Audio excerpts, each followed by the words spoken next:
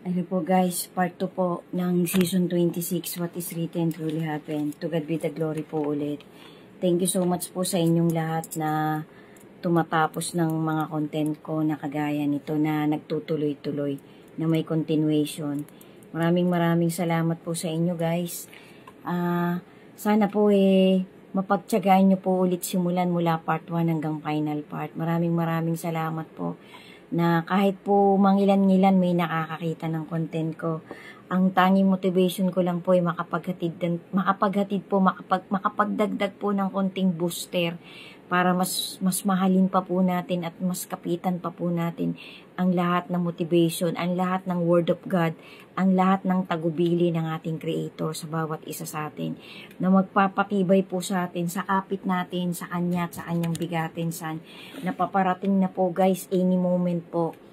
Any moment po pwede pong mangyari yung mga sunod-sunod na climax ng tribulation na nakaabang po talaga dito sa last generation ng humanity. So guys, thank you so much po. Be steadfast in your faith. Always pray a lot. Lagi po nating isa puso na mahal tayo ng ating Panginoon.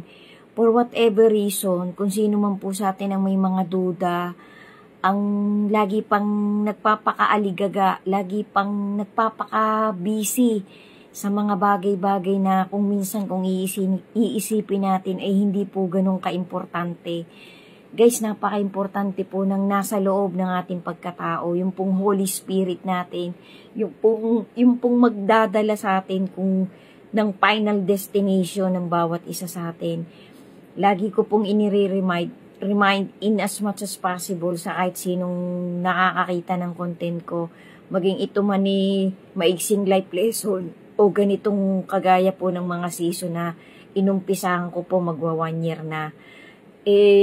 Lagi ko pong itinatagubili na napaka-importante po ng pinakahuling destination na pupuntahan natin.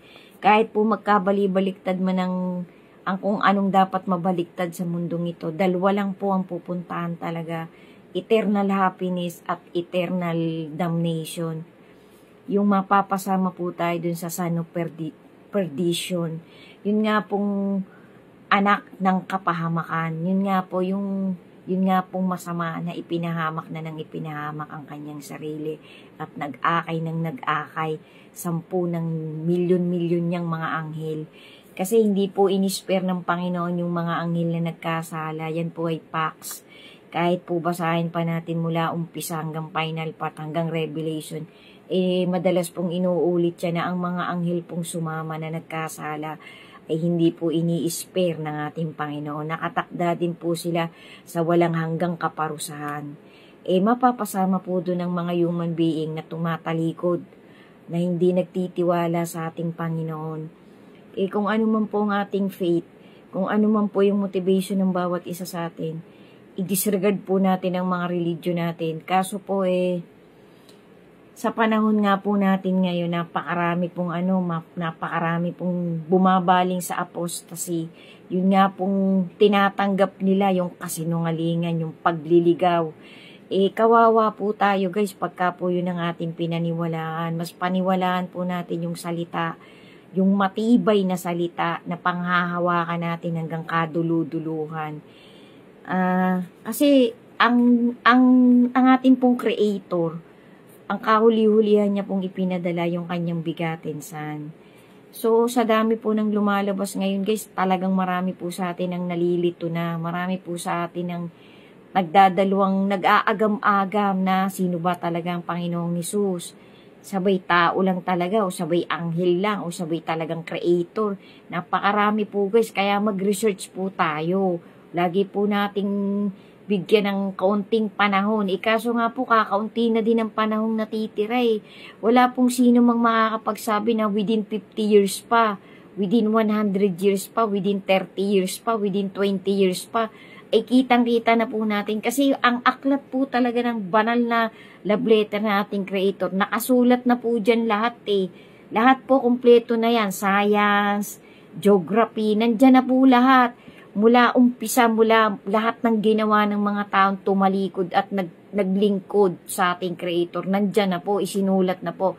Kung may mga nagsasabi man po na yan ay ginaya lang sa ibang mga dokumentary, sa ibang mga aklat, kasi ang Sumerian history po, sabi po dun sa isang dokumentaryong napanood ko, lumabas lang po yung Sumerian history, nandyan na po yung Holy Scripture. Natagpuan na po yung Dead Sea Scroll, yung pong mga unang sulat pa ng mga naunang tao na binigyan ng Panginoon ng pati po yung sulat ni Enoch.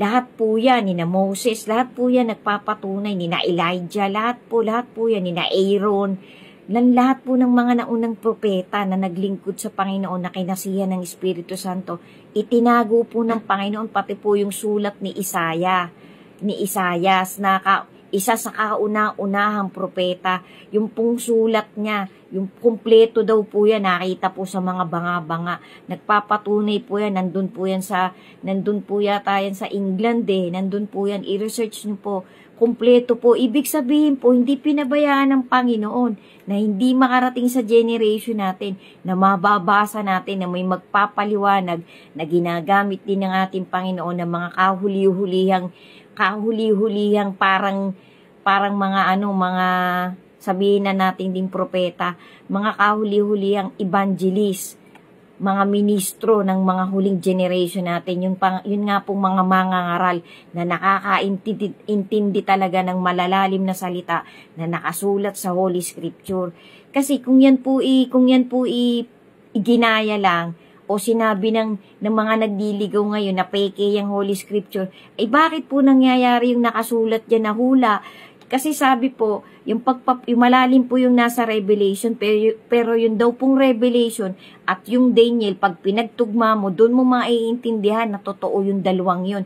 Yung Daniel at Revelation, pagka po yan ibinasa natin, kinumpleto natin ang binasa natin, kasi kahit papano po napasadahan ko na yan, pero hindi ko po mamememorize. Parang tumatatak lang po sa isip ko, sa puso ko, kasi hindi naman po ako scholar ng Holy Scripture Nanonood lang po ako ng mga dokumentary, tapos lagi po ako nakikinig dun sa mga banal na salita ng ating Panginoon na napapanood ko sa mga documentaries na parang ibinubulong din po ng kaloob-looban kong espiritu na ito yung tama. Kasi nga po, kapag naniwala tayo dun sa mga ligaw-ligaw na mga sinasabi lang na history, talaga pong tayo'y malilito. Pumili po tayo, humingi po tayo ng guidance dun sa itaas para hindi na po tayo magkaroon ng doubts. Kasi yung doubts po, galing po yan kay Satan.